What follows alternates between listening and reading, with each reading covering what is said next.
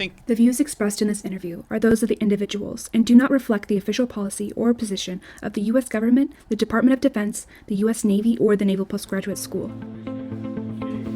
Welcome to the Trident Room, brewer of stout conversation, unfiltered and on tap. On today's episode, Trident Room hosts Luke Goorsky and Marcus Antonellis sit down and have a conversation. bringing up that point of operating in our enemy's backyard is really a good one, because I think as we think about where we envision as, peer competitor war in, the next 20 years or so, I think that, there's definitely schools of thought about who that's going to be, where it's going to happen. But I don't think any of those schools of thought include us operating off the shores of San Diego or Florida. I think that it's all about power projection away from the United States. So being able to conduct operations far away from your home bases, far away from your logistics nodes, or the logistics nodes that you are near are at significant risk of enemy capabilities. So just another piece to keep in mind. I mean, I think the biggest thing starting out my career on the Atlantic side and then coming over to the Pacific side afterwards, one of the most eye-opening things for me was just the size of the Pacific. I mean, how long it takes to transit from San Diego to Hawaii and then Hawaii to the Western Pacific. It's a long time. It takes a while. So that means that if we want to fight a war effectively, in this scenario, it'd be the South China Sea. But even if you want to go and put us in the Baltic Sea or in the Arabian Sea, I think that there's still long timelines associated with getting the right forces into the right spot at the right time. And do we have 2 weeks, 4 weeks, 6 weeks to bring all these ships over there, or do we need to have them in place beforehand?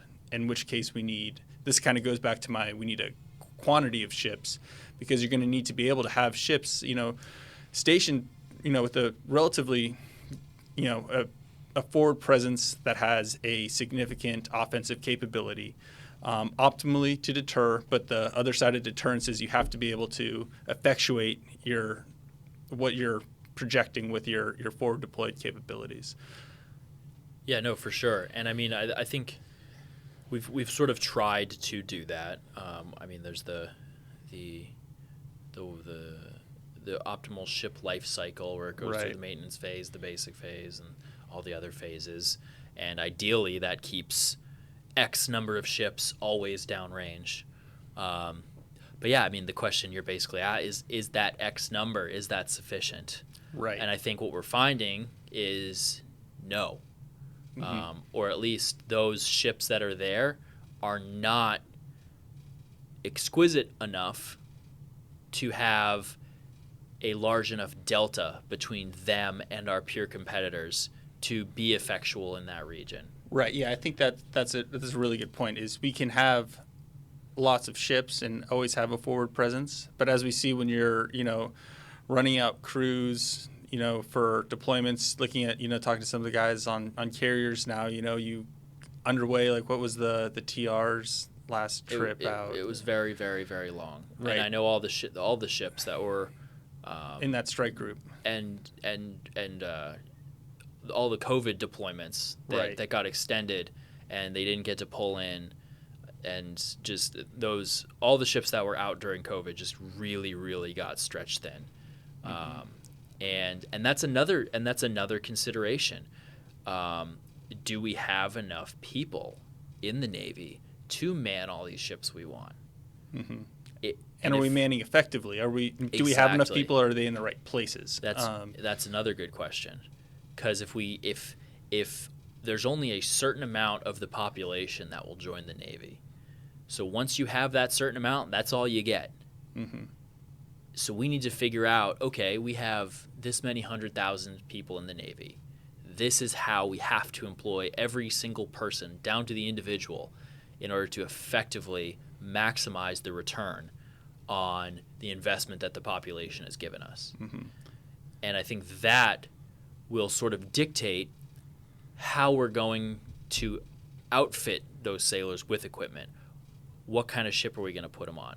If we're only getting a certain amount and that amount isn't going up a whole lot, we're probably going to go towards the option of having a few exquisite systems instead of everywhere distributed, less capable, but highly networked, highly flexible fleet.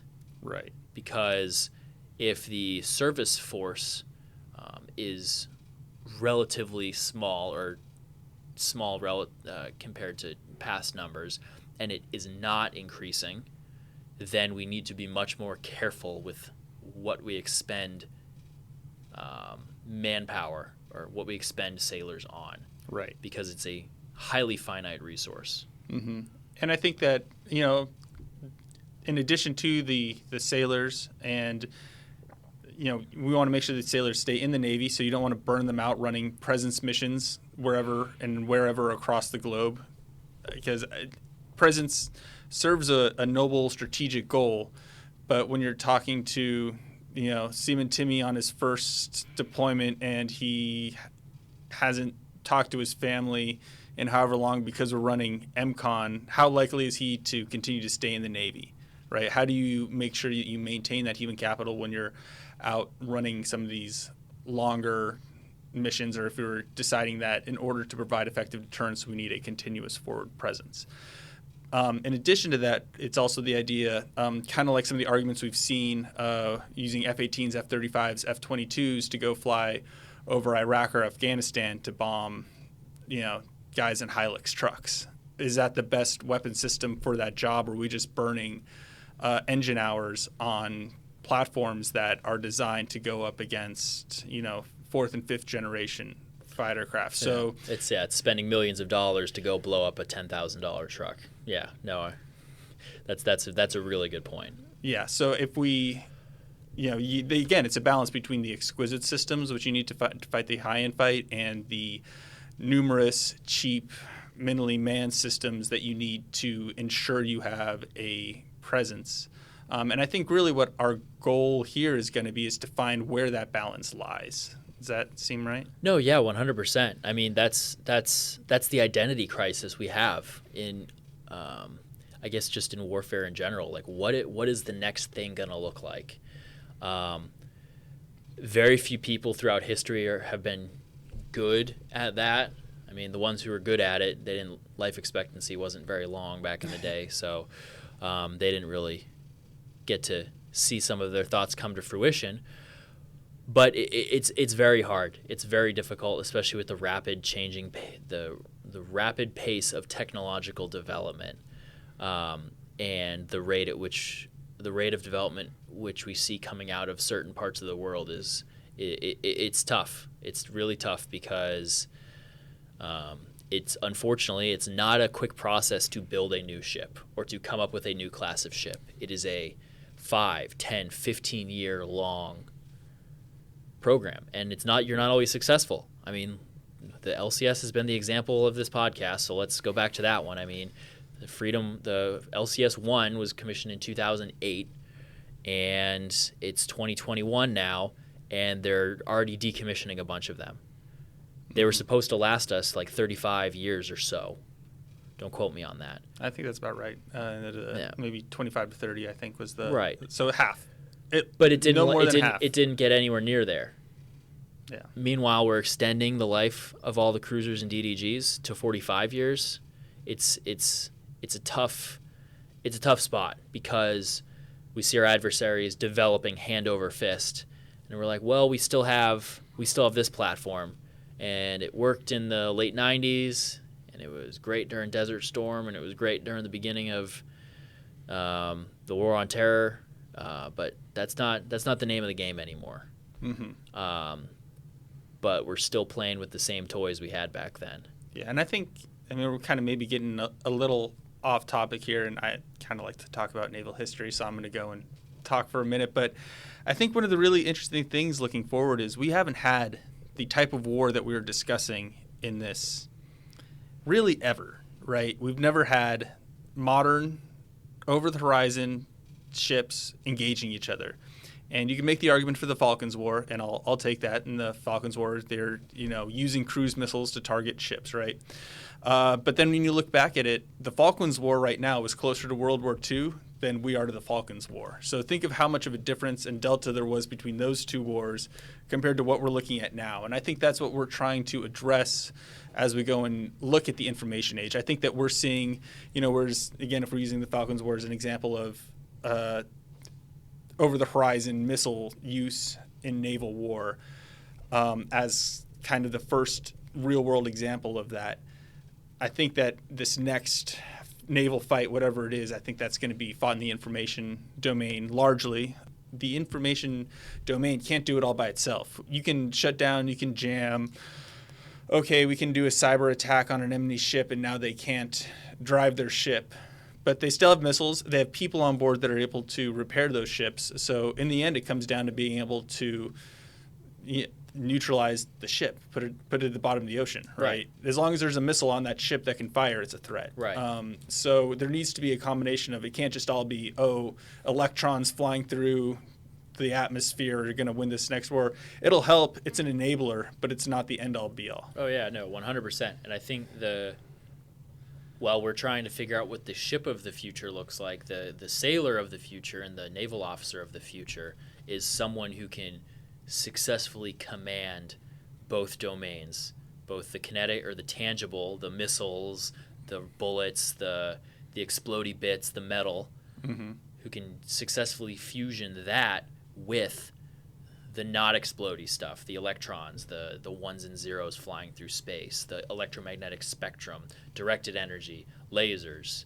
electromagnetic waves, UHF, SHF, all that. The individual who can successfully reconcile those two aspects of naval warfare is going to be the most valuable weapon moving forward. Right. Because they're the ones ultimately going to go over the horizon on the ship or whatever. Maybe it's not even a ship. Maybe it's who knows. But that's part of, I think, what we need to consider in our calculus for what does the ship look like. Okay, well, who's going to use it? So we will assume that it is this amazing, super smart, technically savvy individual who has mastery over both the physical and non-physical domain. So yeah, no, I think that's exactly right, and I think that we kind of veered all around, but hit some primary points in our survivability idea. Yeah. And just to kind of quickly sum those up, I would say that number one, we wanted to have some type of assured C2, assured communications capability. It has to be able to talk and receive information in an electromagnetically contested environment. right. The second piece in terms of survivability is that it has to have a ably trained crew that is able to use its weapons effectively and the right sized crew to enable the type of fleet that we need. And then the third point being also having the correct number of platforms, where we talk about, is it better to have a few exquisite platforms or is it better to have a number of platforms that we can leverage out and shoot everywhere? Yeah, no, I definitely think that's what we need to consider going forward. Yeah, all those points we hit on. I mean, yeah, we danced around some of the points a lot, but ultimately those three things right there, I believe, are good starting points for having a successful platform for the future. Mm-hmm. Yeah, so we kind of got away from the original, or what maybe the dictionary definition of survivable, and I threw some of my fancy national security affairs essay words into the conversation, and we, what does survivability really mean? Well, it's never fun to just proceed down the boring straight and narrow path. It's always fun to stop and see what's on the side of the road every once in a while, because that's where you find the good stuff, the side of the road. I don't know. I think it would have been fun to talk about, hey, let's just up armor an entire cruiser with. Well, I mean, you look at what the late Soviet Union was doing. That's what they were making nuclear powered ships with all just bristling with, like, honestly quite terrifying vessels, just bristling with missiles and just crazy propulsion plants. So they were they were headed down a certain path. I don't know if it would pass the sniff test today and actually be useful, but on paper it was pretty like, oh my goodness. Well, that bringing up the nuclear powered cruiser is actually maybe in a sequel series of podcasts we can do a. I've had thoughts on that as well, so we can definitely talk. Yeah, about that can be too, maybe not so much the 2030s, 2040s. That can be the 2050s, 2060s when we're old men in the retirement home. Yeah, all I have to say about that is we'd have to train a whole lot of nukes. Yeah, if we wanted to do that. Thanks again, Luke. This is the second podcast we've done together now, and I really enjoy these because we just sort of get to have a very natural flow of conversation. I really appreciate that. So sort of going forward, though, so today we sort of talked about the requirements themselves, what something needs to do, what something should do. So I think for next time, and correct me if I'm wrong here, we're going to talk about, okay, how is it going to do that? What is a ship going to have? What is going to be under the hood that will actually allow it to meet those requirements that we talked about? Thanks for joining us in the Trident Room. For more information about today's guests and topics, please visit the show notes. The Trident Room has been brought to you by the Naval Postgraduate School Alumni Association and Foundation. For questions, comments, and suggestions, please email us at tridentroompodcasthost@nps.edu and find us online at nps.edu/Trident Room Podcast.